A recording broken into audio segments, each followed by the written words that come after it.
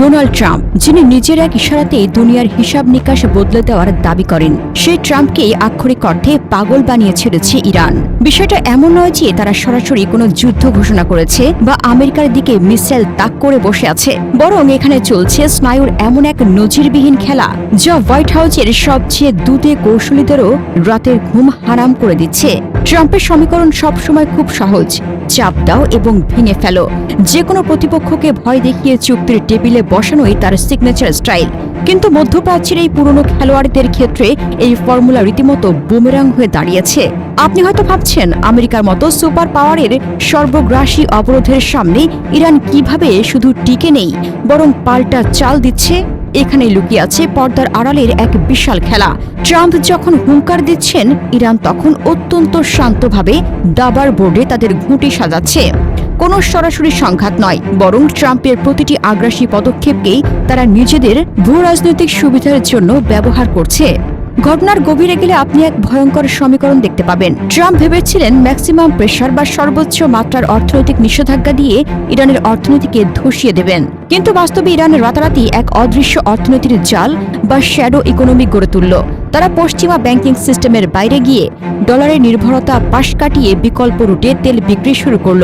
একই সাথে পুরো মধ্যপ্রাচ্য জুড়ে ছড়িয়ে থাকা তাদের প্রক্সি নেটওয়ার্কগুলোকে এমনভাবে সক্রিয় করল যা আমেরিকার মিত্র দেশগুলোর জন্য এক স্থায়ী আতঙ্কে পরিণত হয়েছে। একদিকে হরমুজ প্রণালীতে তেলের জাহাজের উপর সূক্ষ্ম নিয়ন্ত্রণ, অন্যদিকে নিজেদের পারমাণবিক কর্মসূচির ক্রমাগত ধোঁয়াশা। এই দুয়ের জাঁতাকলে ট্রাম্প প্রশাসন এখন এমন এক গোলক ধাঁধায় আটকে গেছে যেখান থেকে সম্মান বাঁচিয়ে বের হওয়ার কোনো সহজ রাস্তা নেই। মূলধারার আন্তর্জাতিক মিডিয়া আপনাকে প্রতিনিয়ত দেখাচ্ছে যে ইরান ধুঁকছে, তারা কোণঠাসা, কিন্তু আসল সত্যটা সম্পূর্ণ ভিন্ন। ইরানের এই অটল আত্মবিশ্বাসের পেছনের সিক্রেট হলো তাদের পাতা এক অদৃশ্য ফাঁদ। তারা খুব ভালোভাবে জানে যে ট্রাম্প এমন কোনো বড়সড় যুদ্ধে জড়াতে চান না যা আমেরিকার অভ্যন্তরীণ অর্থনীতি বা তার নিজের রাজনৈতিক ক্যারিয়ারকে বিপদে ফেলে। আর ঠিক এই দুর্বলতাকেই ইরান সবচেয়ে বড় অস্ত্র হিসেবে ব্যবহার করছে। তারা বারবার উত্তেজনার রেড লাইনের কাছাকাছি যাচ্ছে, কিন্তু সেটা পার হচ্ছে না।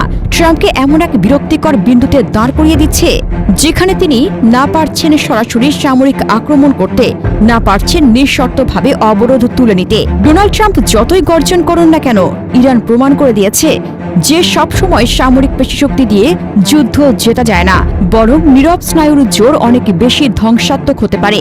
আগামী দিনগুলোতে এই মনস্তাত্ত্বিক লড়াই মধ্যপ্রাচ্যের মানচিত্র এবং ক্ষমতার ভারসাম্যকে চিরতরে বদলে দিতে পারে। আপনার কি মনে হয়, ট্রাম্পকে শেষ পর্যন্ত নিজের পাতা এই অহংকারের ফাঁদ থেকে বের হতে পারবেন, নাকি ইরানের এই নীরব রণকৌশলী শেষ হাসি হাসবে? হাসনাতুজ্জাহান হিমু, আন্তর্জাতিক ডেস্ক।